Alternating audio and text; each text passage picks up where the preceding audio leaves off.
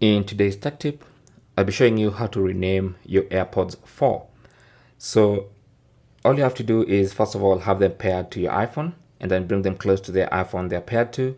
Open up the case and that's going to have the AirPods connect to your iPhone. And then now you can go into settings. Under settings, tap on the AirPods app and then at the top there you should see name.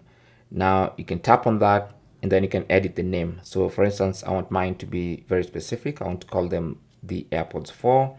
So I'll just add a 4 there. If you want to, you can delete whatever is there and give them your own name and then tap on done. And then now you can hit the back button. And as you can see, my name has changed from Chris's AirPods to Chris's AirPods 4. So I can be more specific because I have other pair of AirPods and I don't want to get them confused. So that is basically how to rename or how to change the name of your AirPods 4.